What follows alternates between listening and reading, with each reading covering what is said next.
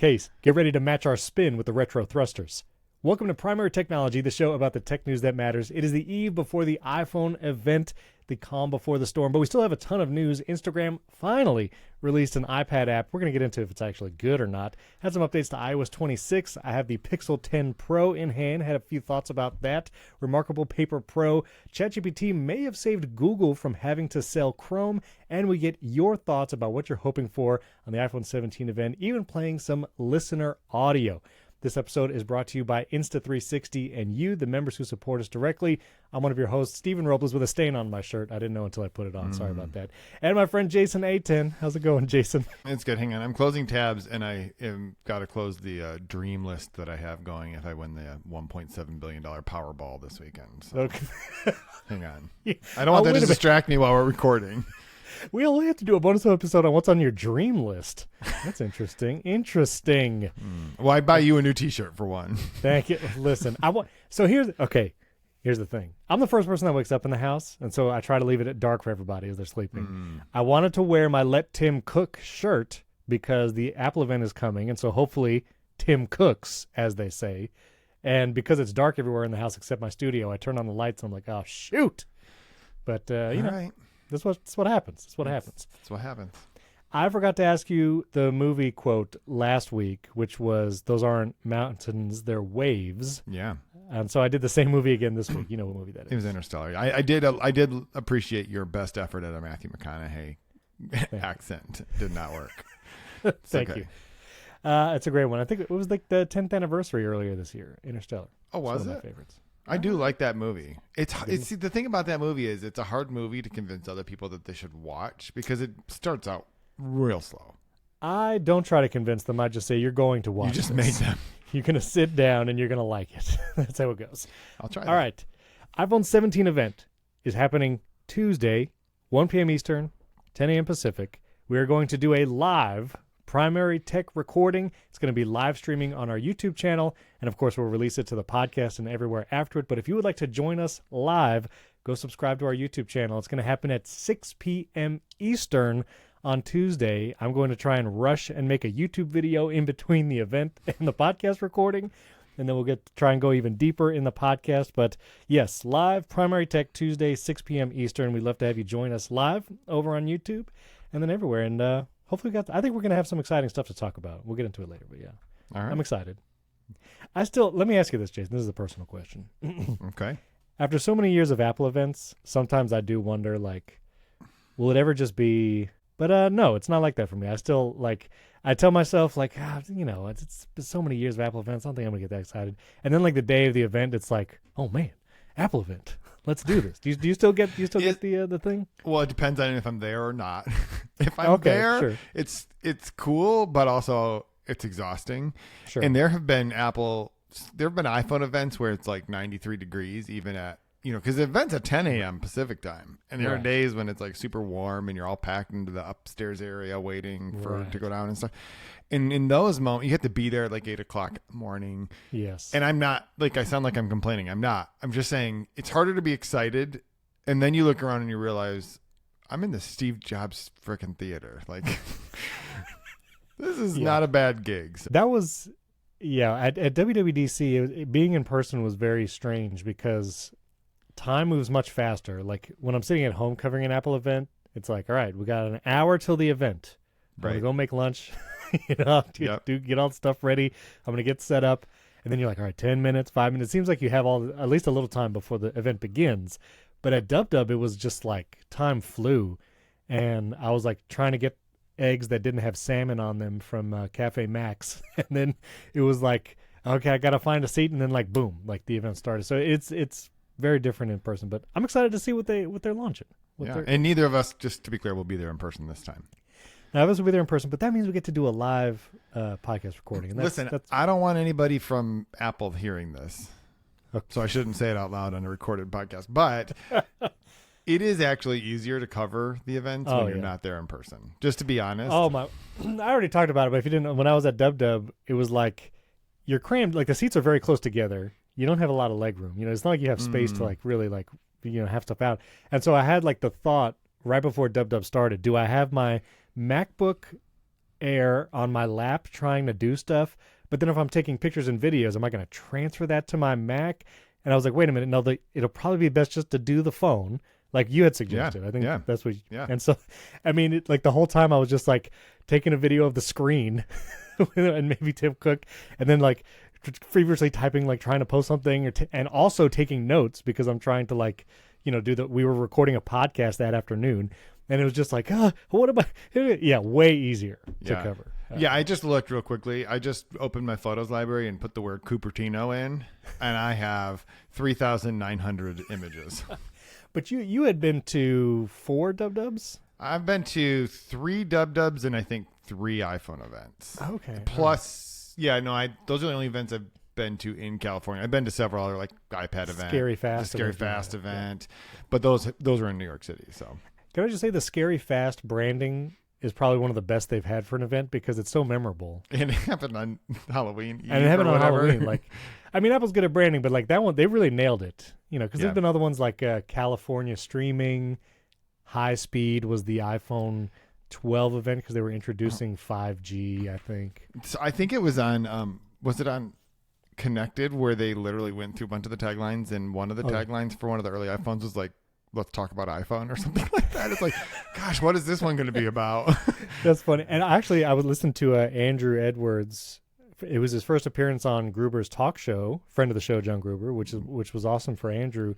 And he was talking about how the iPhone 5 event was the first time it was like, there weren't even like tea leaves to read. It was like a big 5 in the invite. Yeah. It was like, okay, well, there it is. So anyway. All right, well, let's talk about some news. Real quick, I want to thank everyone who gave to the St. Jude fundraiser. This is going to be going on all September. We've raised over $200 already. This is joined with the Relay.fm campaign for St. Jude. I set an audacious goal. I mean, this was wild. $5,000 over the next month. So we still have about 26 days to reach it. Thank you to all the people who gave. There's names at the bottom. C.R. Peck, the Paul family, Sapporo, Zach, Brian Masick, Nick Fitzpatrick, Anonymous, Paul Millican, Rob. There's a bunch of people that already gave. Thank you for that. If everybody gives $2, we would blow past that goal. And so appreciate that. First link in the show notes. Let's give to St. Jude, which is awesome. And I'm going to put this link in the show notes again. You can send us an audio message. I'm going to play some listener audio messages later, or write us a message directly. And do the audio though, because I'd love to play it on the show and we can like hear your voice. You could be on the show with us, which is pretty cool. And a couple 5-star review shout outs. Nick W1 from the UK, battery percentage on, photo default landscape, Apple Maps always. We've never done the Apple Maps Google Maps debate. Oh yeah. I wonder. You're an Apple Maps guy, right? I use Apple Maps pretty much. I was so afraid you were going to say Waze for a second. I do use Waze occasionally when I need to be sure about like traffic situations and that kind of stuff. Right. But if I need to know where I'm going, this is a weird thing because I don't think it would matter. Well, it would matter some, but even if Google Maps, someone could convince me was better, the interface is different enough. Also, it's just full of ads, but it's different enough that it's like disorienting. Yeah, I don't like it. Yeah, I don't like it. I tried it the other day. Well, I also had the Pixel 10 Pro for like a couple days, and I was like, no, not doing it. Also, Trapper's Hat Stew from the UK gave us a 5-star rating in Apple Podcasts. Give us a 5-star rating in Apple Podcasts. Let us know. Let's start the debate. Apple Maps v. Google Maps. You could tell us if you're on iPhone or Android. Let us know. Or Waze. I know there's like a Waze community that is like all Waze all the time. So if that's you, let us know. Mm-hmm. And one follow-up before we get to all the stuff in Pixel 10 Pro. I had complained last week about I have iOS 26, now beta 9 on my main iPhone. I've been running the real beta. Are you running the real beta yet on your main I'm device? running the public beta. Is that what you mean by that? I'm running the developer beta 9. Yeah, I think once the public beta goes up, you should switch. Really? Especially our listeners. Yes, because it's much more stable than the developer beta. Developer beta? beta? Something just happened. It was a glitch. It was a glitch. Really? So you're on the public beta for your iPhone? No, not on my main. I'm sorry. On my secondary iPhone, I'm using the public beta, the one that I'm looking at right now. I don't have any real reason. I still am annoyed with the unlock screen, liquid glass stuff. Really? So I will say one of the weirdest things. So if you're on your home screen and you swipe down to look at your notifications, if you do it quickly, it just like blows away your notifications. You don't see anything weird. But if you like hold that tray, so like right now I'm like pulling down the lock screen and it's like liquid glassing, but if you go slowly, it shows like the lock screen over your home screen icon, and it feels like a bug. Yeah. This does not look. And then when you let it go, it'll blow away all the other things. But it looks a little funny. It is kind of weird. I agree, but I think, and there were people who agreed with me that I think that the look and feel it'll grate on people after it's no longer new feeling. One of the things, I didn't have this as a main topic, but I do think it is apropos. One of the things that I'm not crazy about with the liquid glass is like in things in messages where you're tapping a lot, where you're like tapping a conversation, you're tapping the back button, you're tapping the compose window. Liquid glass does this little like flash, like a glimmer every time you tap a UI element. And when you're in an app where you have to tap a lot of UI elements, like messages, if you're tapping to different conversations, it gets a little bit like, can we stop with the little, you know what I mean? I don't know. Just think about all of the extra energy your iPhone has to use to do that. We're like, people are worried AI is going to boil the ocean. Liquid glass. These liquid glass effects. I do like, I was going to say I like it. You know what our podcast artwork looks like now in the beta? Have you seen that? In the beta? Yeah, so the Apple Podcast app specifically. You don't mean like we have a beta version of our podcast art. Okay. I was like, No. In iOS 26, if your episode artwork for a podcast episode, when you go to the page, it is now edge to edge, which I think looks kind of cool. They do like feather the top and like blur it out. So depending on what I put at the top of those things. So I think I like it. Yeah, maybe. But that could be a thing that was true even without liquid glass. So that's the thing that I think that's an important piece to distinguish. And in fact, I'm working on an article about this that is like the 7 best things about iOS 26 that are not liquid glass. Because I think there are a lot of good improvements. I just think that if they only did those improvements and didn't do the liquid glass, this would be a thumbs up update. That's a good point. I think like, again, Apple is optimized for like its own content. So like the Apple News Today podcasts, they use just like a single photo usually for their custom episode artwork. And that looks great because it's just a photo that then blurs towards the top. But if you have like complex artwork, I don't know, it's a little iffy. It's a little iffy. Like I listen to Omnibus with Ken Jennings and like, I don't know. We'll see. I'm curious when people get it in hands, or if you're already running the beta, let us know what you think of the liquid glass. It's different on your daily driver. I'll just say that. One more question about iOS. Well, just 26 in general. Yeah. The fact that I now am getting actual phone calls on my iPad and on my Mac is not good. You got to turn all that off, man. I did, but why should I have to turn it off? Why can't I just? Why can't the crazy people just turn it on? I've had to turn that off forever because you could always forward calls. But now it's like this unified interface on your there's an actual phone app on your iPad. There's a phone app. Yeah. I don't know about that. I mean, since I no, it's insane that there's a phone app on your iPad. It is kind of funny. Well, we'll talk about insane apps on the iPad with Instagram too. But yeah, I turn off all that. I actually, for some reason, when I updated the beta on my main iPhone, it re-enabled Hey Dingus to listen for it, and I was like, oh no. Don't do that. Yeah, I just don't know who was in the meeting that thought, here's an idea. Let's put a phone app on the iPad. We know all of our iPad users already have iPhones. Other than children, there cannot be any iPad users that don't have iPhones. And children who have an iPad and don't have an iPhone do not need to get phone calls. They don't. They really don't. But anyway, all of that was to say, the one big thing, like in Safari on iOS 26, if you go with the compact address bar, I lost the ability to quickly access my tabs. Yeah. And then Oscar on Blue Sky said, if you haven't heard, you can swipe up on the 3 dots to get to your all tabs. So this is basically a new gesture if you're using the compact view in Safari. So basically, if you're on iOS 26, you got the compact view, you swipe up. Of course, that didn't work very well. But anyway, you swipe up on the 3 dots, and then you get your tab view. So it is kind of one gesture away, not a single tap. You can switch to the larger bottom address bar, like I showed last week. But there is a gesture to do it if you want to do that. So I went back to the compact, and we'll try it. I think if your UI requires a secret handshake, though, to do a thing you used to be able to do, then you didn't do a very good job. Yeah, I don't know. And the ATP guys, they were not about the compact either, it seemed like, listening to them. But anyway, all right. A quick word about the Pixel 10 Pro. I already put it back in the box because I'm going to send it back. I wanted to try a bunch of MagSafe accessories with it. I made a video about it. Yes, all MagSafe accessories work with it. That's the bottom line. I also tried the 100x zoom, which, uses AI to basically remake the photo. It was fine. When I took my son was actually playing around with it more than I was, and he was taking pictures of like things on the wall, like across the room. And it was pretty interesting when there was text in the whatever he was taking a picture of. Google's AI in the 100x zoom would like over sharpen it, and sometimes it would be like even sharper in the photo than it is on the wall.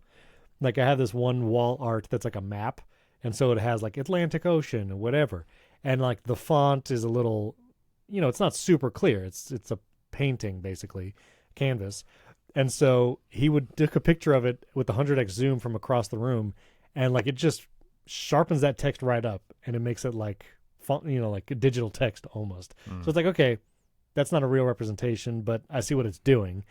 And then I had a pool floaty that I took a picture of. And when something has like hard lines and shapes, like a pool floaty, like it's basically like an illustration type thing, hardens and sharpens all those lines and it looks very clear. But if you do other things like a person, which it won't, Google said it won't like AI generate a person. So if you try to do people from a long distance, it won't like try to make somebody. But if you do something like an eye, like if he did a 100x zoom on my eye, it starts looking really weird, and it's not really a useful AI improvement. And I took one of like, I have a Eve outdoor camera on a barn in the backyard, and so I tried doing the 100x zoom. It didn't really improve it very much. It wasn't like, oh wow, I can see that camera crystal clear now. It was like it looked like AI generated imagery, honestly, a lot of times when it was like nondescript objects. So I don't know, maybe if you were taking a picture of a landmark and you get a better photo, or, you're in San Francisco, you take a picture of the bridge from the 100x zoom and it sharpens a little bit. I don't know if that's something people want, but I don't know. I'm sending it back. That's my own thought. It's fine. Oh, that's a good review. That's really helpful for the people who weren't going to buy one anyway. I think here's the thing, like it's really hard to come up with the scenarios. Like Austin Mann, or is he the one that does the iPhone reviews every year? He could probably figure out good uses for this because he goes like to Iceland or like, and that's what a 100x zoom is useful for, is like landscapes that you want to fill a frame, but you're 4 miles away, right? Like those are the types of things that are kind of useful.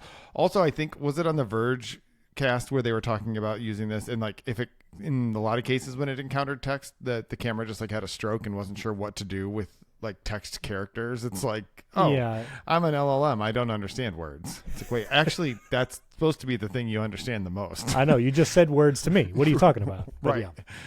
Yeah, it's not great. So anyway, that's mine. I every year I always wonder, like, maybe I should I switched from iPhone to Google. But here's the thing.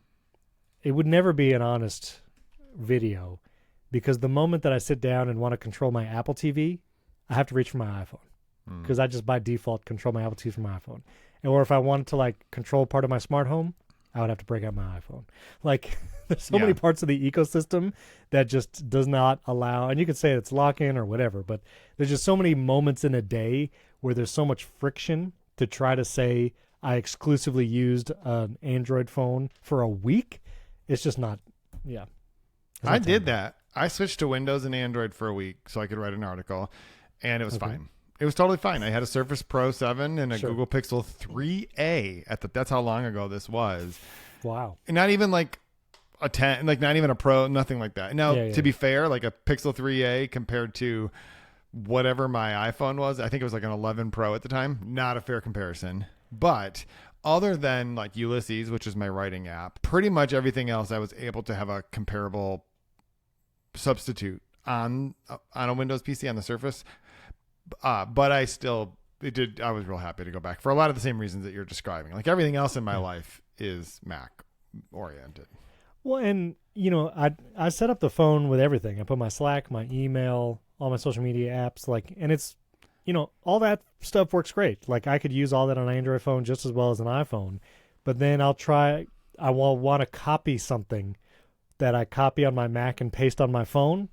And then like it's game over already. Like I can't do that with the Pixel. And there was even something I was trying to figure out how to send something to the Pixel phone.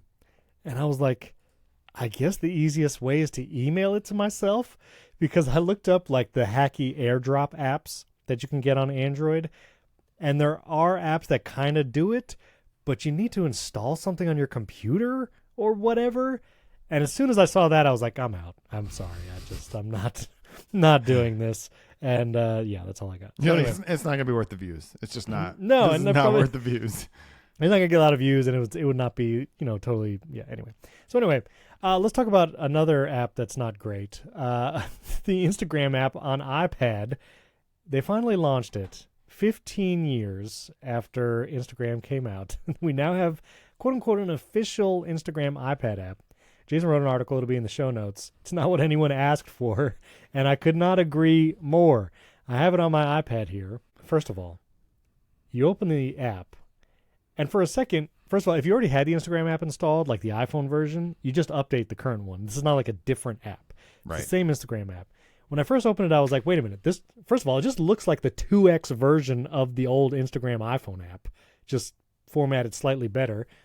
2, it defaults to Reels, not a feed. You don't get the feed like you have in the Instagram iPhone app. It just goes straight to Reels. You have to go to this little like person. Yeah, it's like a totally different. Steven, I'm sorry. I shouldn't start because I have so many feelings about this. I just want to say one other thing, and then tell me all your feelings. Talking about if you want to use the screen real estate of an iPad effectively, don't do stupid things like this. This is your notifications view in Instagram.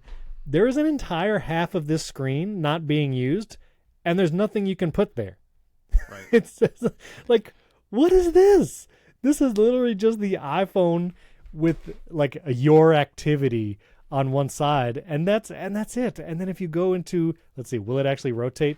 Look at this. If you rotate it into landscape, this is such a waste of space. This is not even like a third of the screen is the app, and this is all blank. What? Who thought this was a good idea? Nobody thought it was. Steven, this is a spite app. Sure. They do not. It's like, fine. You guys are going to make us make this eventually.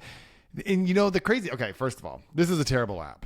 And it's a terrible Instagram experience. And the reason it's a terrible app is that Meta, formerly known as Facebook, which owns Instagram, is like, fine, if we're going to make an app, we're not going to actually make an Instagram app. We're going to make a Reels app, and we'll put some of the other Instagram stuff in there, because the only thing we care about is Reels. Why? Because TikTok. We don't want you going to TikTok. Here's the thing. Like, first of all, people are not using TikTok on their iPad, to my knowledge, really. Like, it's an iPhone app, right? But Instagram, as a brand, is a photo sharing app. I understand that probably the data would show most of the content uploaded to Instagram is not photos, and that's fine. Like, I accept that, but in concept, it is still like the app that started as a photo sharing app. Doesn't mean the icon is still like a camera, like the original. Yeah, exactly. Camera. And the people who have been asking for an iPad app for more than a decade know it as a photo sharing app and wanted an Instagram app on the iPad because it would be a much better experience for looking at photos on their iPad. Now, here's the thing.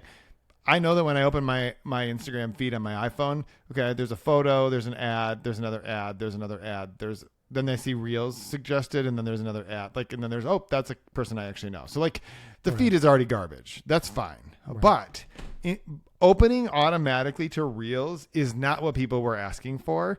No. And the only reason they're doing it is they're like, well, we have to, I think, Steven, without question, that if we don't boycott this app, this is going to come to the iPhone. The next version of the Instagram app on the iPhone is going to be this. You're probably right. 100%. They're just soft launching the fact that when you open your iPhone soon in the future, it's going to be default Reels, because that's what they want you to do, because they don't want you going to TikTok. And it's like, I just feel like you shouldn't have made the iPad app then. You just shouldn't have done it. Because, Steven, I'm looking at this right now. First of all, I don't know where this reel is from. Oh, it's making noise. Stop. Why are the icon like the home icon should mean the same thing on your iPhone and on the iPad? It should mean the same thing. You should not have created a new icon just to see what's in the home feed on the iPhone, and then you have like because there's no Reels icon on the iPad app like there is on the iPhone. Right, like it's just the home icon. It's like wait, but on the iPad, if I want to get to what I normally would see, you have to tap something else, and guess what? You can't change what's defaulted to the home. Right. It is so bad. To see the people or to see the feed, you have to click this people tab, which to me does not signify. No, that should be like my followers or something like. I don't know what that's supposed to mean. It's kind of like the people icon on the Vision Pro. You're like, what does this do? People.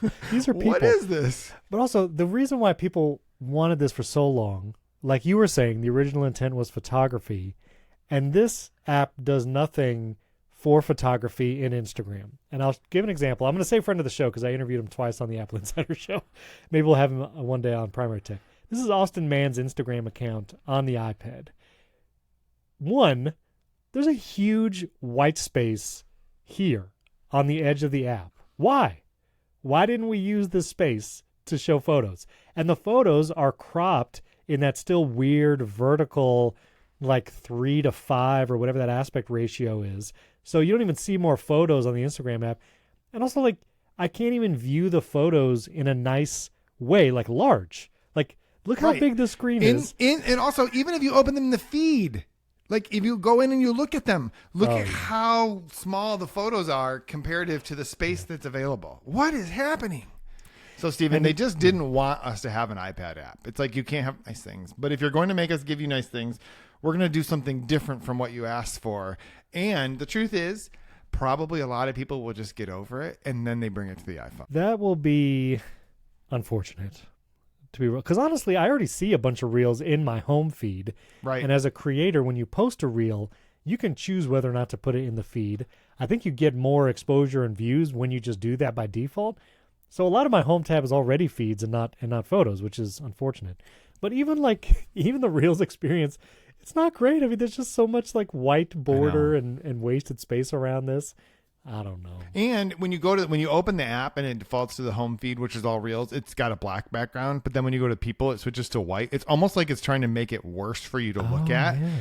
It's like this is very clear what their priorities are. Their priorities are not what their users' priorities are, which I think is just bonkers. That they just It's like bizarre. It's black on the home tab. It's so stark. I know. It's so stark and it's like terrible. So one of two things is going to happen. This is going to be what we get on the iPhone, or we get to look forward to one of those very thoughtful and contemplative posts on Instagram from Adam Nasseri talking about why they did this. And we've heard your feedback and we understand how you feel. They understand how you feel and do not care. They literally couldn't care less. It's like, we'll talk about this in the bonus content about the Elon Musk ads thing. It's like they found a knob and they realized they could just keep turning it up and no one will stop using the app. That is, wow. It's a spite app, Stephen. It is a spite app after 15 years, and it stinks. I know. If we did titles based on that, spite app would have to be the title of this podcast. I was just thinking a second ago how I'm going to title this episode, and I don't know how strong. Instagram releases a spite app. Well, I was curious how what our tolerance was for strong language in a title. I don't know if we want to say Instagram's iPad app sucks. Is that too strong? Instagram's spite iPad app. I don't know, but I mean my headline for my article was they finally gave us an iPad app. It's not what anyone asked for. Yeah, I mean that is true. Oh, man. Okay, well we'll talk about the title. We'll talk about the title afterwards. This bleep. I'll put bleep. This bleeping app. Instagram's iPad app bleeps, but that people won't know. People won't know what that means. Anyway, it's not great, but I think this is the future that we have. This is it. All right, let's say AI news. Anthropic had another funding round. Anthropic are the makers of Claude, which I've been using or did use more often trying to make my app. Oh, and I should have put my little blog post in here to talk about how I failed to make a podcast app. I'll pull it up real quick. But anyway, Anthropic, they have another funding round. They completed a funding round of $13 billion, which now the company has a $183 billion valuation. And so, yeah, they're going for it. I think when it comes to code, Anthropic has really kind of positioned themselves as the go-to LLM for that. And so, yeah. And I tried it too. It was pretty good. I mean, Claude's fine. I use it for some things. I actually find that there are some instances where I prefer it to ChatGPT. In my case, I'm not talking about building defunct apps that were probably never going to work because it was more than just an interface on a phone. It was going to require a lot of other things for you. Hey. It was almost... No, it wasn't close to working. I'll be honest. It wasn't even close. But I think it's good, though, that there are a couple of options, right, that are like real options. I mean, I know that there's also Grok. I understand that in some cases Grok is really useful. I do still find it hard to take it seriously. But I downloaded Grok because I actually made a video that just published about the 10 AI apps I use every day. And I had tried Grok for a little bit to see, like, would I actually use this for any context? And one, I just felt like I didn't have room for it. Like, I use ChatGPT for a few use cases specifically. I use Perplexity now for, like, my searching, and I use Comet for, like, 2 or 3 tasks every day. And I just didn't really have a place to use Grok, and I asked it for a couple, like, video title and description ideas like I do ChatGPT, and I wasn't crazy about the answers. And so I was like, all right, well, no. I'm not going to use it. Well, here's an interesting thing, though, because in some ways, like, and there are actually a couple things I'll use Gemini for, mostly if it's like something super long and I want it to summarize it because it has by far the largest, I think, token window, like that it'll accept the most stuff. So there are some things I'll use Gemini for. And Gemini's fine, except for I forget about it because I don't have a Gemini app on my computer. If there was a Gemini Mac app, it would be a big difference, honestly. It would be a big difference. You're right. Yeah. If I have to open it and go to Gemini.com, whatever. No. But I have realized that the killer application for these things is that that you can have them remember everything. And if you are doing certain tasks in different places, that falls apart. And this happened for me just yesterday. I took the transcript from that ad thing. Yeah. That's the best way I can describe it. I put it in and I was reading through the transcript, but as I was reading through it, I asked ChatGPT, give me the highlights of this. And it literally responded saying, you'll find this important, because it knows what I've written before and it knows what research I've done before. And I've even started doing this thing where I will just copy the text of articles that I produce and I'll just like remember this and I just put it in there. And because sometimes what I'll do is I'm like, I need to work in the 4 things that X just announced, but I don't want to write that. So I'll be like, give me a paragraph that just explains the 4 things that they just announced or something like that. And I usually have to tweak it, but I'm like, I don't need to create that piece of it from scratch. And by giving it all of my stuff, it remembers, or I can literally ask it right now, what would be the best thing I should eat for lunch? And it remembers all the conversations we had about health stuff. Right. But if I was having some of those places, and it says, don't go to Cracker Barrel. It does tell me that Cracker Barrel is a bad idea no matter what the logo is. That's right. But my point is, like, it remembers these things and it will tailor its answers based on what it knows that you prefer. But if you were doing just certain tasks in different places, then you're kind of diluting that effect. That is true. That's why I still lean on ChatGPT. And also, my most AI usage happens within shortcuts, and all of that is through ChatGPT. So I still have a majority of things there, but I have defaulted now to Perplexity for search, and that has been a really good experience. I'll talk about it in the video. But anyway, I'm also going to put a link to my short little blog post talking about my failed effort at making a podcast app. And basically, I tried to do it. I tried using ChatGPT 5 at first, and then I basically got to a point where I would tell ChatGPT 5 the errors because the build for the app would keep failing. And it wouldn't fix them. Like, I kept saying, like, hey, can you fix these errors? And it would be like, no problem. I got it. And then I would try to build again, and I would get the exact same errors. And I'm like, something funky's happening here, and it's not doing what it thinks it's doing. And I told it to go file by file, error by error, and I would still just get the same errors. And so then I switched to Claude. I even ended up, I don't know if I said this on the show last week, I ended up paying for Claude Max. Whoa. Because I hit my token limit. I'd never done that before, but I hit my token limit, and so I didn't pay for the $200 a month. I just couldn't swallow that. So I paid for the $100, and I got a month of Claude Max. And Claude was able to fix the errors, allow me to finally build and run the app again in the simulator. And you can see here, like in the Xcode beta 7 of Xcode 26, you can actually sign in with your Anthropic account now and use Claude in this dedicated window in Xcode. Like you don't need to have the Mac app off to the side or use the ChatGPT work with this app. Like it's literally built right into Xcode and it has access to all your files, and it can just jump around and make changes across multiple files, which may or may not be dangerous.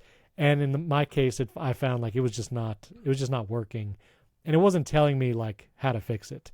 And so this was as far as I got, Jason. I got the podcast app to a place where I could follow our show, and it pulled some episodes, but it was like not the recent episodes, nor was it the full list of episodes, nor could I play an episode, nor could I go into an episode to see the episode details.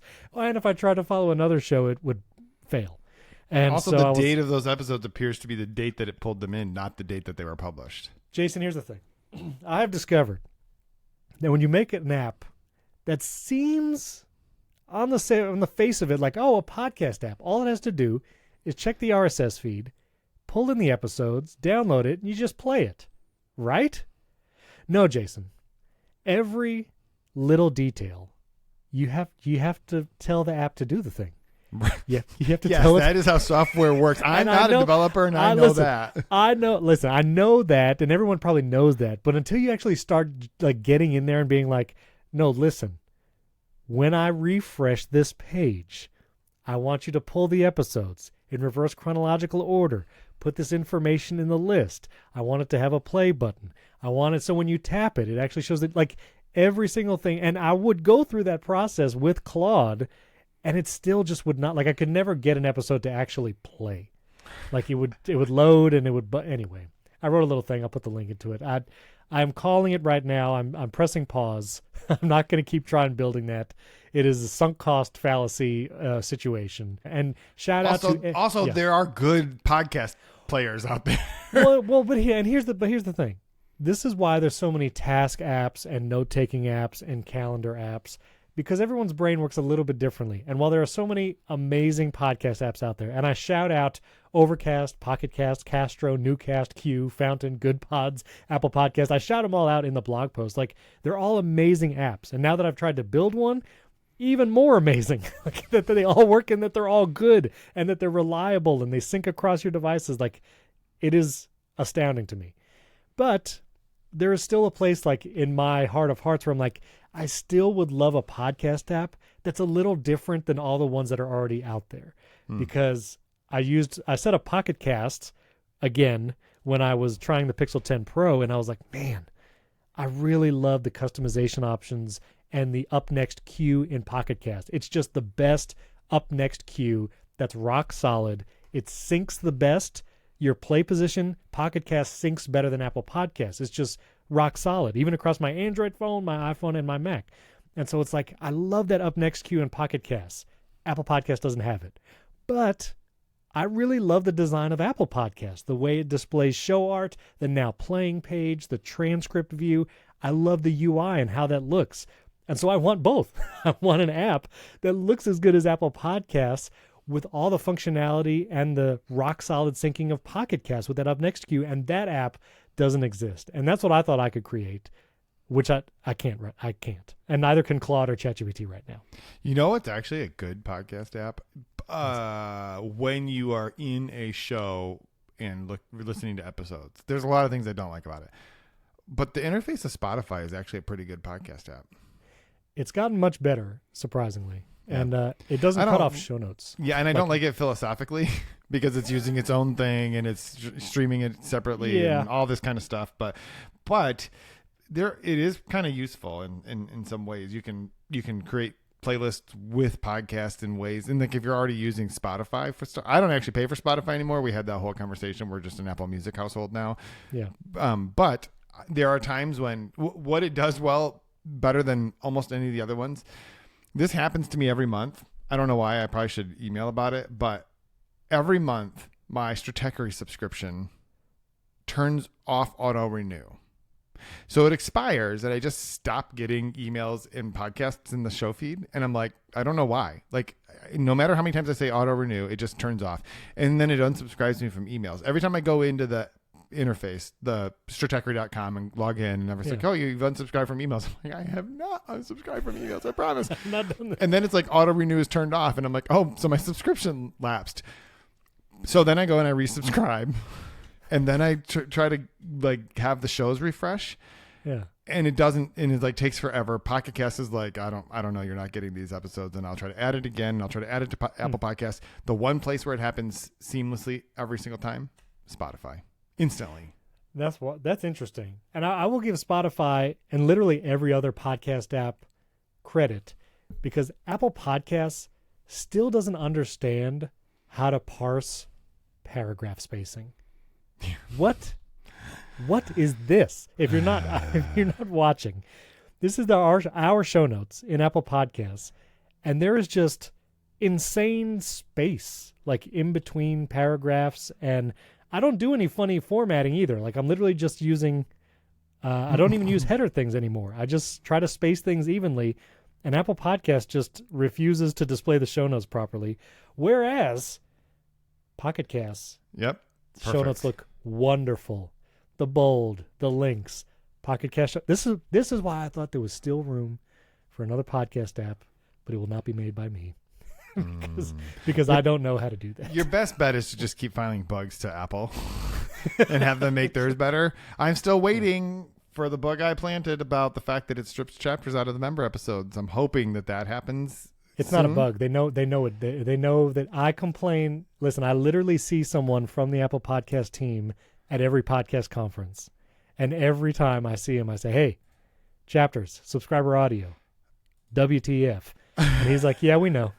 But the weird thing is I had a conversation recently with the product manager for Apple Podcasts, not a PR person, the actual product. Right. And he's like, I didn't know that was a thing. I guess we should look into that. And they were like, we're going to look into that. As we will discuss in the bonus episode later, sometimes people within companies, they don't communicate clearly. They don't talk. They don't talk. All right, we still have so much to get to. We got to talk about Apple's AI-powered search powered by Google that might be coming in the future, and how ChatGPT saved Google from selling Chrome, quite literally. And so, we're going to get into all of that, but I want to thank our sponsor for today, which is Insta360, and the camera they launched, the Insta360 Go Ultra. This camera is awesome. It's the brand new pocket camera, the Go Ultra. It was just recently launched. It's about the size of an Oreo and weighing just 53 grams. It's small enough to live in your pocket, but powerful enough to shoot super smooth 4K 60 video. Look how small this thing. I love this thing. So cool. I don't have one. I kind of want to get one. But it like magnetically attaches to things, so you can just like attach it to certain things. Plus you can mount it all the different kind of places.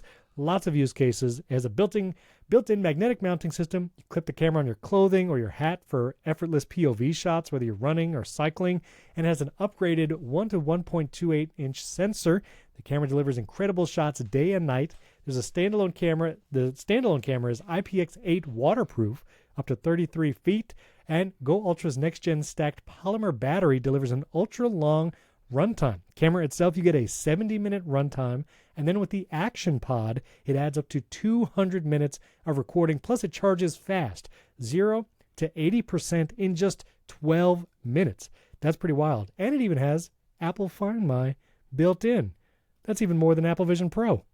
And you can get Find My built in to your camera. So to bag of free sticky tabs, help you mount the camera everywhere from winter down jackets to outdoor jackets to backpacks with your Insta360 Go Ultra purchase, head to store.insta360.com. Use coupon code PRIMARY to get those free sticky tabs, available for the first 30 purchases only this week. For more information, be sure to check out the link in the description below. You click that link, it lets them know you got there from us, but use the coupon code PRIMARY to get free sticky tabs so you can mount that camera everywhere. That's store.insta360.com and use coupon code PRIMARY. Our thanks to Insta360 for sponsoring this episode. All right, we gotta try and lightning round some of these, although I don't know how we're gonna do it, but we're gonna try. So I wanted to get your thoughts on the Remarkable Paper Pro Move, because you write things down still. I know you do it even while we're recording a podcast. I do. You take notes, and this is like a phone size Remarkable. Yeah, I want this. I'm currently using the Remarkable Paper Pro, which is big, right? That It's is this very thing. big. And I like it. It's great. It's color. There's a lot of things I like about it. I'm just having a hard time figuring out like carrying this and an iPad and a MacBook Pro. Like it gets a lot, But this other thing, the Remarkable Paper Pro Move, would be fantastic. I did reach out to them because I'm like, you sent me this one and then you just announced this other one. Got a new one. Thanks for the heads up. But so I'm hoping to maybe try it out. But this, I would absolutely use this. Like I could see this replacing paper for me in some ways. I do love being able to write down on paper, but I think this would be the thing I would want to use. So it's just this miniaturized version of the Paper Pro. Right.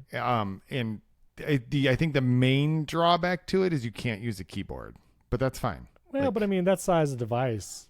Correct. You don't. Yes. If you're, what are you doing if you're trying to attach a keyboard to something the size of a small notepad? Because even an iPad Mini, it's like, what are you doing attaching a keyboard?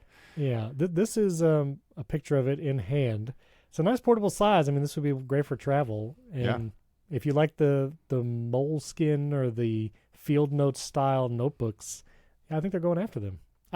I see a lot of people talk about Remarkables, especially on YouTube. I've never tried one because I don't typically handwrite stuff, but I don't know. This looks cool. Yeah, it is. It's cool. I'm cool. looking forward to it. All right. Apple, Mark Gurman is saying that it is rumored they're going to come out with AI search sometime in the future. As with Gurman, it's, maybe it's next year, maybe it's years from now.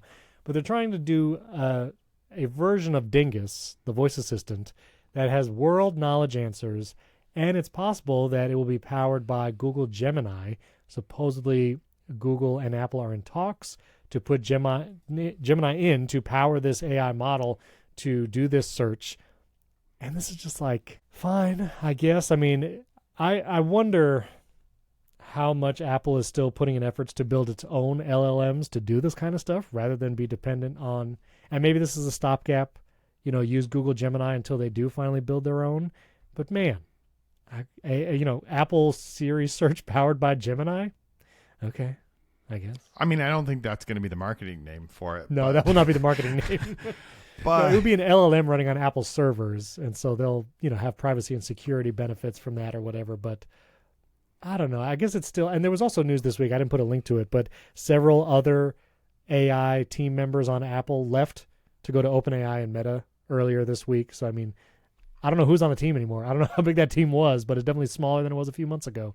So yeah, and I've said it before, I don't know that Apple should be trying to make its own flagship LLM, frontier LLMs. I'm not sure that that's the best.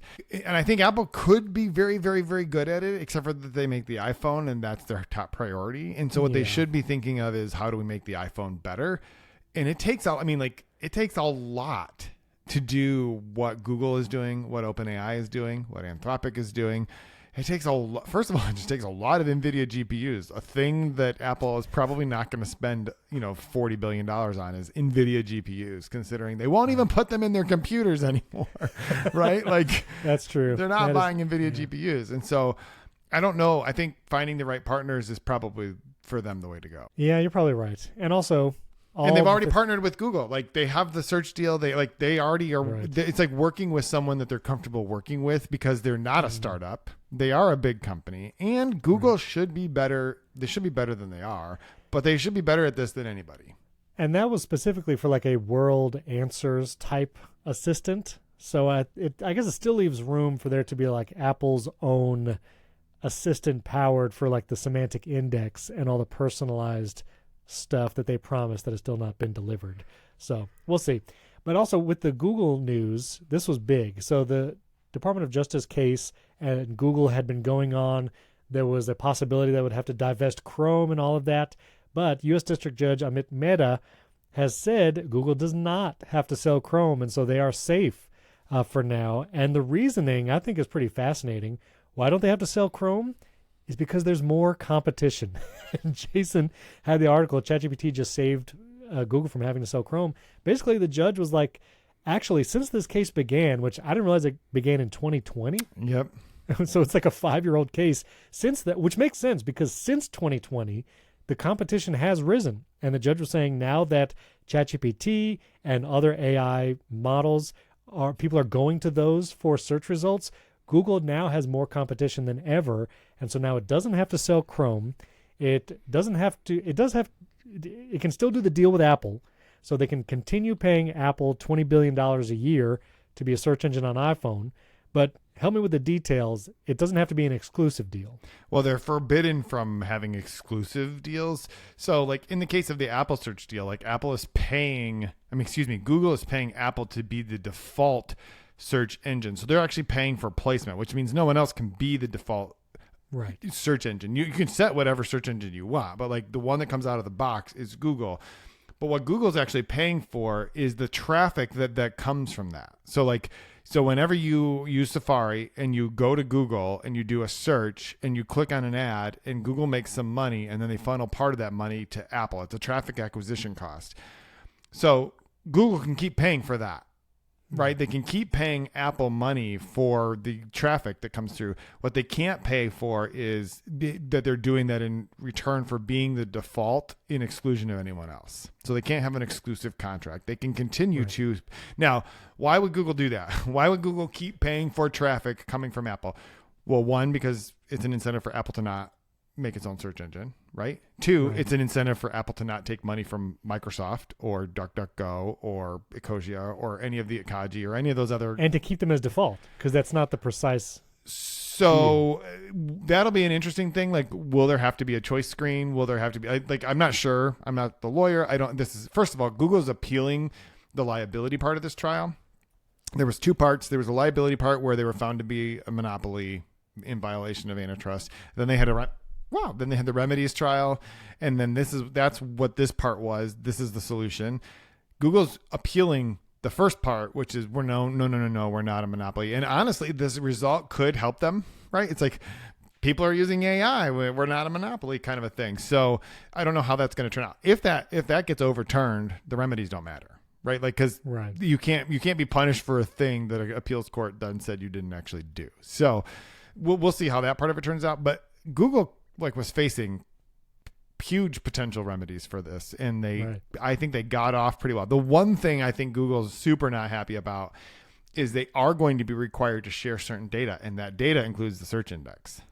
Right. And that could be used by other potential search engines or people trying to make it. So currently, DuckDuckGo, Ecosia, a lot of those, they just use Bing, right? There's really two search engine indexes that are out there in Google and Bing will license theirs. This is what you should have done with Claude. You should have just made a search engine because you could just license the data from Microsoft. They'll just let you do that. Google will now be required to do that. So the DOJ had asked Google to stop the practice of, quote, compelled syndication. I'm reading from a CNBC article right now, which refers to the practice of making certain deals with companies to ensure its search engine remains the default choice in browsers and smartphones. And then the DOJ said in a press release, the court's ruling today recognizes the need for remedies that will pry open the market for general search services. And the ruling also recognizes the need to prevent Google from using the same anti-competitive tactics for its Gen AI products. It also says Apple stock rose 4% on Tuesday after hours. Yeah, because people thought it was going to be worse. They were worried. Like, this is good news. It's not the greatest of news for Apple. The greatest news would be just the whole thing gets overturned on appeal or whatever. But this could have been a lot worse because they could have said Google, which I think the judge probably was thinking, we could order that Google stop paying for traffic acquisition costs. And he even said this, but that only hurts other companies. It doesn't hurt Google. It actually makes it better for Google because it's now cheaper for them to do the thing that they're doing anyway, right? So he did not go that far. What he said is it cannot be an exclusive contract. Right. So interesting. No chance then that someone is going to buy Chrome because it's not going to have to be up for sale. Right. And this was your other article. I think we have the most of your articles in the show notes today. Well, this one was an old article. It was an old article. Are you talking about the Perplexity one? Yeah. I'm a couple weeks old. Yeah. I'm just saying, I called this. It's never going to happen. Yeah. Perplexity's not going to buy it. And even if Google had been forced to sell it, OpenAI for sure would have bought it before Perplexity could have even woken up, gotten out of bed, and gotten to the bargaining table. OpenAI would have shoom. Because what do you think they're raising all that money for? They have so much more money. So much money. So Google doesn't have to sell Chrome. Perplexity's not buying it. And we'll see what happens with the search index data if other search engines can somehow come up. But also with Google, there was some confusion about Google Gmail passwords and what to do with them. And you had to basically issue a correction for the internet.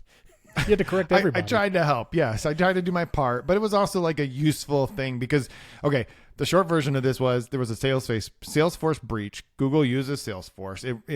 No Gmail credentials were leaked except for a lot of information about like Steven works at this company and here's whatever. So like people who do phishing attacks could reach out to Steven and be like, this is Google. We see that your Riverside account has been compromised. We need you to click this link and change your password, kind of a thing. And you're like, gosh, they know where I work. They like this must be for real. Or they were calling from a 650, which is Mountain View phone number saying we're Google's tech support and your employer Riverside has asked you to do this thing. And you're like, oh my gosh. And you click that link and then you're kidnapped immediately.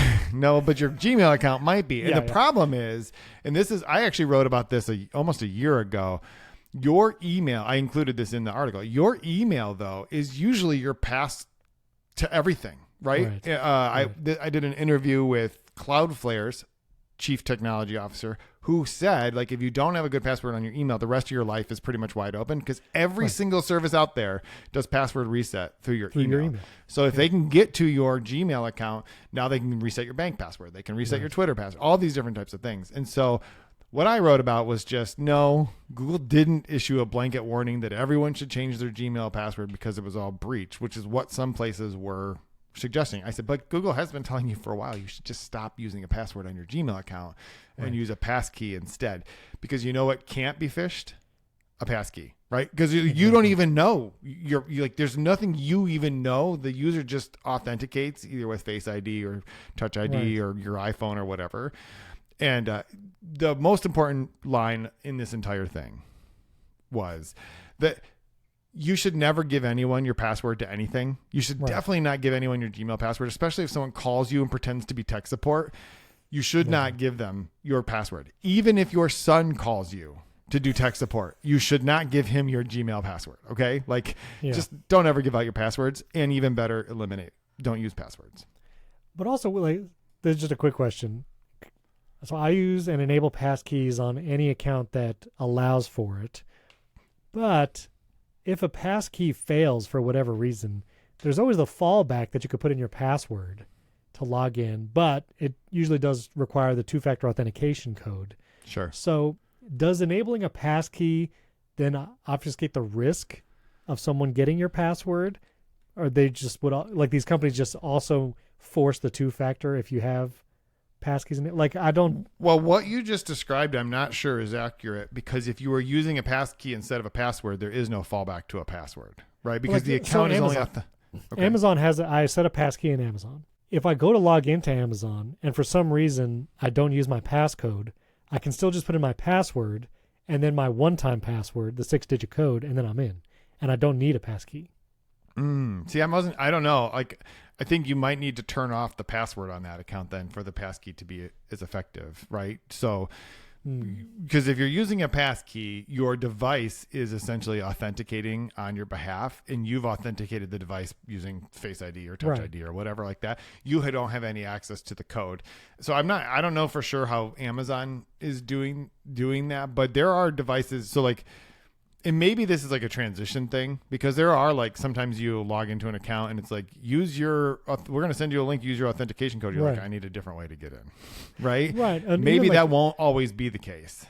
Maybe that's why. Because even like Best Buy supports passkeys, but also I feel like Best Buy never asks me to authenticate with a passkey. Like, I enabled it, but I can, like, and I'll have to look into maybe you just turn off the password option. But anyway, let us know if there's any password experts out there or like security experts out there. Because like on my Google accounts, the ones that I still have, I don't ever get asked for a password anymore. I only get asked to use a passkey. All right, I gotta look up. I'll have to get more information on it. If any security experts out there, reach out. Let us know. Podcast@primarytech.fm. So last piece of news before we talk about what to expect the iPhone 17 event, or what we're hoping for. This also news came out this week. Amazon, along with so many other companies like Disney Plus and HBO, are cracking down on account sharing. And so October 1st, less than a month away, Amazon is going to end that family setup where you can share Prime with, I think it was up to 5 family members. In this new plan, you'll be able to share it among 2 adults, but they have to be in the same household, so the same like shipping address. And then you can also have kids on that account for like your Kindle or other devices. But I know for me, I had my mom sharing my Prime account. I think I had my mother-in-law sharing my Prime account. And then my wife was also in there and me. So there was 4 people, 4 adults. Well, immediately, my mom, it's just going to have to get her own now. My mother-in-law as well. I'll be able to keep me and my wife on it because we have the same shipping address.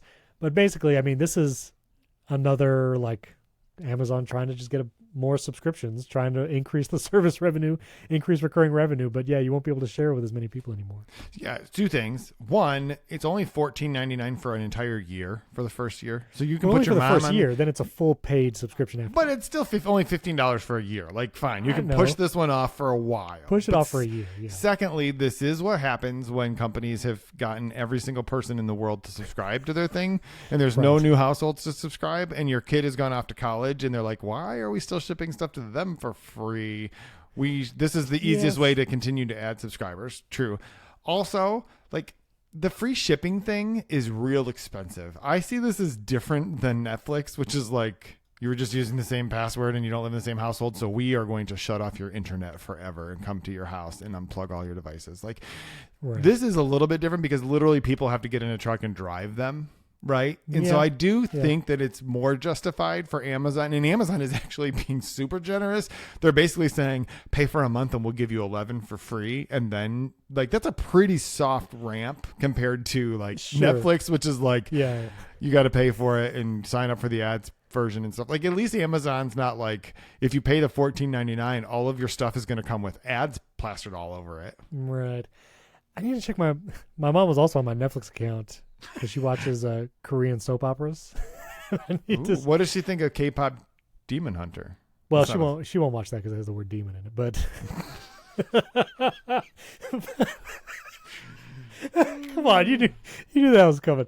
But she loves it. She's learning some Korean words, but I have to see if she can even log in anymore. She hasn't told me that it's kicked her out yet. But Netflix, they were cracking down on password sharing. Absolutely. Maybe it's because we never opened Netflix at our house that they don't. That's probably why they think you've moved, actually. That is true. I don't think we've opened it. We haven't finished our season of The Crown, and we haven't watched an episode in like a year. Which does sort of beg the question of, so why are you the one paying? You're just a real nice son. I was, when I was traveling, there was some show that I downloaded episodes to watch. I mean, I was watching Drive to Survive when I traveled to Dub, but anyway.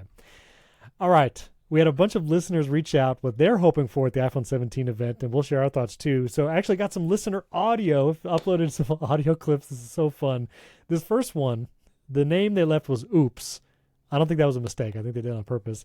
And this is not necessarily a question, but they were sharing where they listen to primary technology on their commute. And so here's Oops. I'm going to play it. The doors are closing. Please stand clear of the doors. So, They recorded the BART in San Francisco because that's where they were listening to primary technology. I think, though, that this is a message about the iPhone 17 Plus. The doors are closing if you like the basic Plus device because there's no longer going to be one. The doors are closing. That's deep. Step away from those doors because there will no longer be one. That's good. That was poetic. So that was Oops. Thanks for that. I also love the idea. I was curious, so I was actually looking up some of our analytics, and you don't get a ton of information from podcast downloads of like where people are, and it's all based on IP address, so that could also be obfuscated. But it does look like we have a bunch of listeners in New York, specifically like the city area, and also San Francisco, which makes sense. But I also love the idea that like Oops was there, listening to primary technology, recorded that audio clip. I mean, and there's a good chance that there's someone else listening to primary technology also on the BART, taking a commute every day. And I don't know, we need some kind of secret sign or whatever. Maybe we should do pins or something. Maybe that's what I'll make the medieval knight riding a polar bear. I'll make it into a pin. I mean, we do have like the battery percentage shirt and hat. No, we got the shirt. We got the shirts. I know, but yeah. I want something even more discreet, like a secret handshake. Like, I don't know. The thing about a secret handshake is you have to like walk up to someone and do a secret handshake. But Yeah, how no, would you you know who to do it? If you The battery percentage hat is actually quite perfect because everyone who's listening should just buy a battery percentage hat. And when you see another one, you'll know. You'll know they know you know. You can go to primarytech.fm/merch.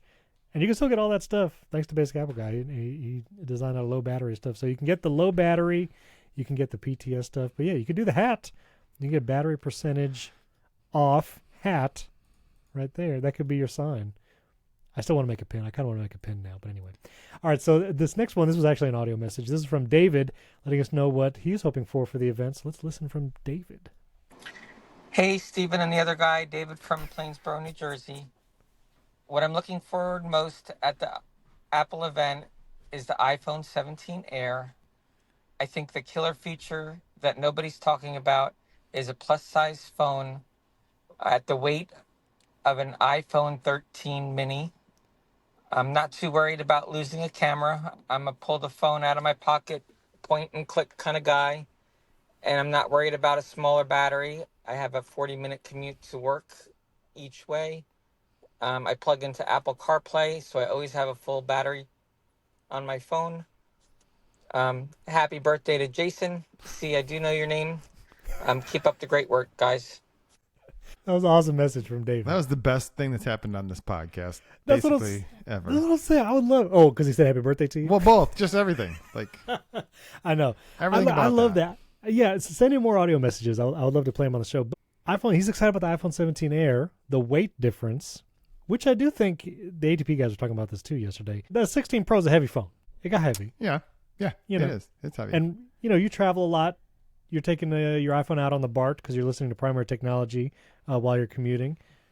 I think I am actually excited for the Air. I didn't think I would be, but I'm curious to see what it is. Do you have any excitement for the Air? I'm going to save it till after we get to our listener stuff. But I think what we should do is, after the event, send us questions that you have, audio questions. Because we're going to do another show on Thursday, right? Yes, we will. So, and we'll answer them then. Yes, that's Okay. great. That's great. That's great. The link will be in the show notes just from now on. Just because Perfect. This is awesome. Colin from Oregon sent us a message. Says, Stephen and Jason, huge fan of your work. Excited, honestly, for the base 17 model. Question, and actually I'm probably going to upgrade my wife to the base 17 because she's on the 15. And so this is Colin's question. I have a 15 currently. Should I upgrade to the 17? What are your thoughts? Love the show. Thank you, Colin. Should you upgrade from a 15 to a 17? As always, we have to wait till the phone comes out. So I feel like we should answer this question once we actually know what the main differences are. If you have a 15, correct me if I'm wrong, but you do not have a dynamic island. The 15 was a 15 dynamic island or not? You do. You have on the 15. There's a dynamic island. That was the year it came to that phone. Yep. So I feel like, as always, it's always like, is it? You'll have a camera. You'll get the camera control button if you think that would be beneficial to you. I think that's all we know that the big difference is. I think we have to see what the camera upgrades are going to be to know how worthwhile it is. Yeah. I mean, I don't know if this is a plus or a minus. iPhone 15 doesn't have any Apple Intelligence features because it's running the A16 Bionic, right? So it is not running like literally any. Now, that's a good point. I don't know that that's a super drawback, but you will notice a difference. Like, you're going to get some of those things. You'll get the notification summaries. You'll get some of the other stuff that you get. You'll get cleanup in photos, which is actually a good feature. So, I mean, that could be, and you also don't have camera control on the 15. And if you like shortcuts, listen, honestly, the reason why I would say Apple Intelligence is, if you're into shortcuts and you have use cases for them, the Apple Intelligence action in shortcuts, I think, makes a big difference. It's more reliable than the ChatGPT action.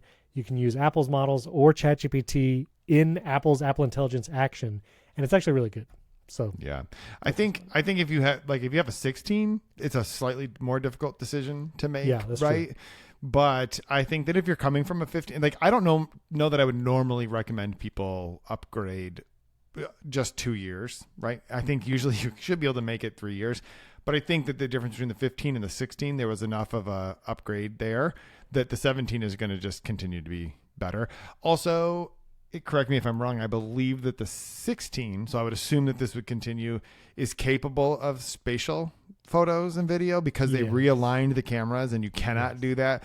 I understand, like most people, that you'd have to also have a Vision Pro to care. Sure. But there is something to be said for, like, why don't I want the camera system that will just do the things, and then later in the future, if in a year and a half Apple introduces the Vision Pro Air Max Plus, and I can watch all those videos and it's only $999, maybe I would change. Yeah. And that could be, one of the things with all the rumors of new iPhones, what's not in the rumors usually are features or capabilities that Apple launches or announces that you wouldn't know just from seeing the model, like the physical model of the phone.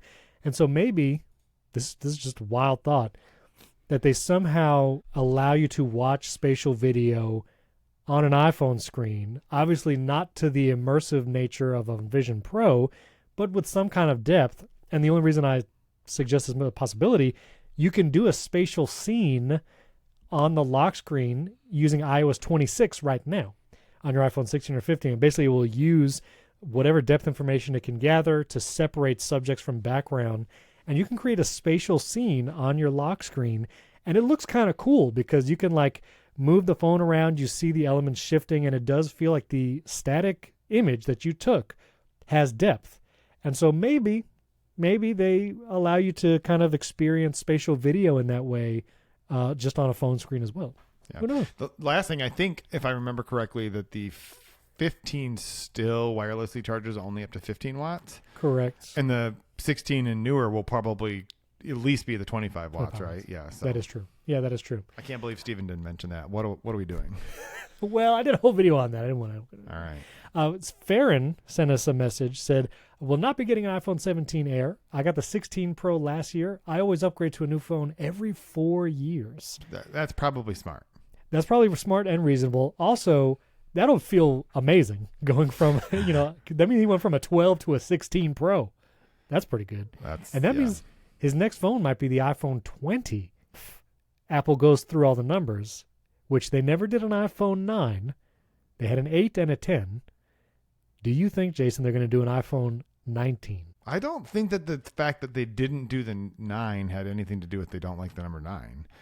I think that they were just at the 10-year anniversary. Sure. And they wanted to release the iPhone 10.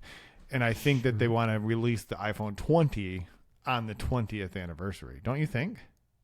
But then that would be next year it'll be the 2027 because it was announced in 2007. So that means we would get the iPhone 18 next year and then the iPhone 20. I don't know. Yeah, maybe.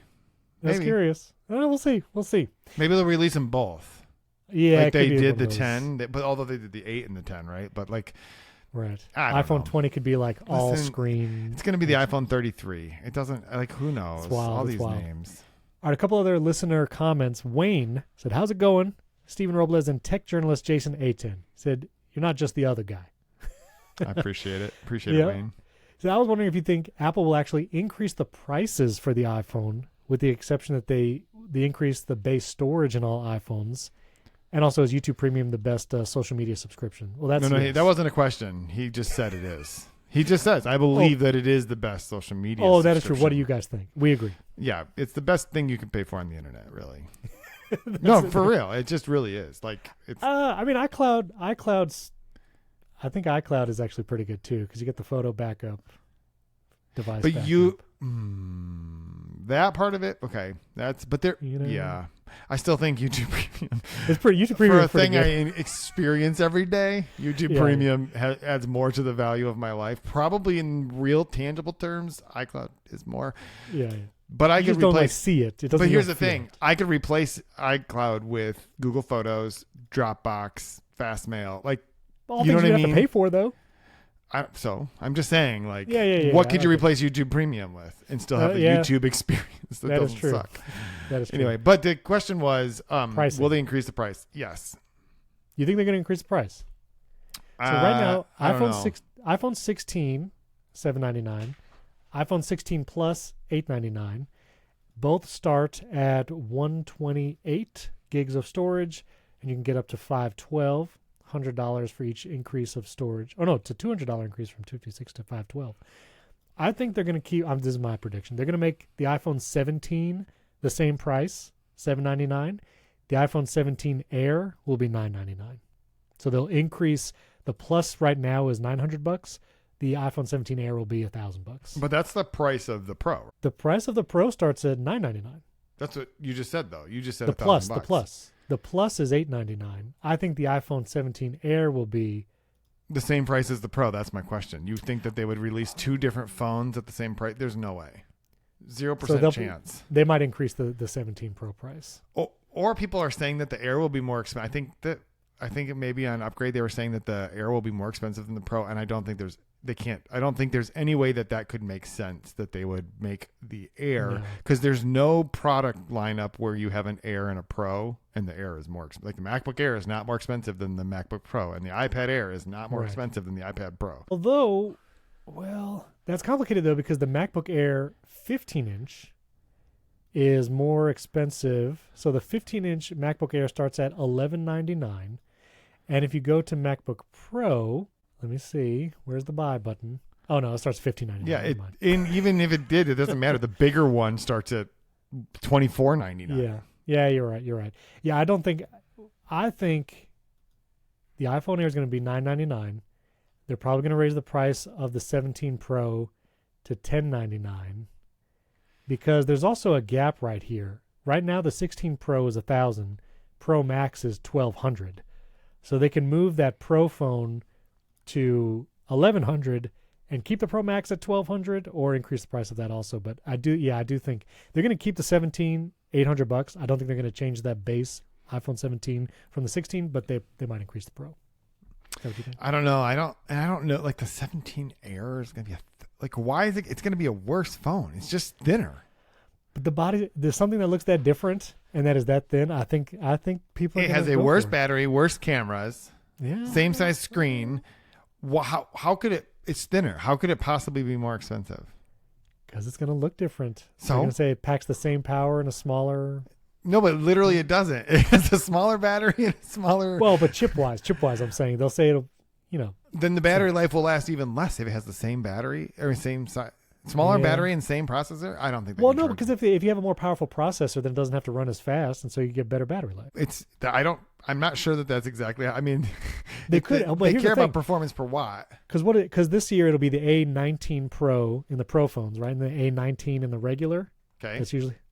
They could say they put the A19 Pro in the Air, and say you get the Pro chip, which gets you better battery life, and that's why they say it's more expensive. I don't think you get better battery life from the Pro chip. I think you get better battery life because the Pro Max has a bigger battery. Well, yeah, okay. I don't know. Well, I don't think they can charge $1,000 for the 17 Air. I'm not really sure. We'll see. So this is my thing. I don't know why the 17 Air is going to. Because no one buys the Plus, Why? and the Air will drive more sales than a Plus size phone. Yeah, but think the people who are going to buy. I don't understand why. I don't know, man. I'm gonna hold it in hand. Oh, I should mention this. A friend of mine got the Samsung Galaxy S25 Z Fold 7, That's and a I lot held of it in my words. hand. Okay, I'm with I you. held it in my hand and used it. It is impressively thin. Yeah, That crease still creasing big time. yeah, like yeah. what everybody says, like it's there. The crease is there. Anytime it's off axis just a little bit, you see that big old crease. But the phone is still impressively thin. And I think the iPhone 17 Air might get some people just because of how impressively thin it'll be. But we'll see. I guarantee you will. I just think that that's a weird decision to spend more money on a phone that's worse overall just because it's thin. I don't think it's gonna be worse. We'll have to see at the event. I'm gonna mark this clip right here. We should But replay this. arguably, it's going to be worse because the battery, by definition, has to be Battery worse. life. Battery life will be worse. And think about it. They released the 16e, which has the best battery life of any iPhone right now. Yeah, that is true. Yeah, because it just doesn't do much. Our last listener question comment. Well, it doesn't. It doesn't just have, sits there. You can't actually Well, it has use Apple it. Intelligence, but it's got one camera. It's like no I have an dynamic original camera. iPhone back there, has amazing battery life because I never use it. Never. Well, it does die, but anyway. All right. McGuire said, really hoping Apple pulls a surprise out at this event because a switch from iPhone to Pixel after being on an iPhone for 7 years is becoming more appealing. Gemini appears to be delivering a lot of things Apple wanted to with Apple Intelligence, but was forced to push back. I mean, I feel you, McGuire. I've seen or listened to a lot of the podcasts that talk about the Gemini, whatever that feature is, where it would like show you information that you're basically talking about proactively.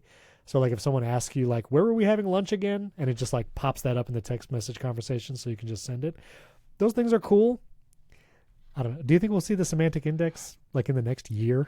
I don't know. I will say for McGuire, like, first of all, if you're thinking of switching to a Pixel, why are you listening to this? I'm just kidding. We're glad you're listening to the show. I'm totally kidding. I got it right here. But I will say that if you're thinking of it for that sort of thing, like, honestly, I mean this sincerely, you probably should switch because I don't think Apple's going to get to that point super soon. I think that they will get there eventually.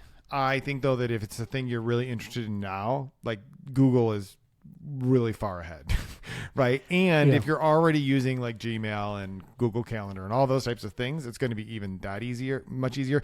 It's going to work best on Apple Intelligence if you are using Apple's things, right? Because why is Google going to hook into this on an Apple device? I don't know. Anyway, so I will just say, like, if what you're really waiting for is Apple Intelligence, then I don't think you should like hold your breath on. Yeah, and I would say return policies on Pixels are great.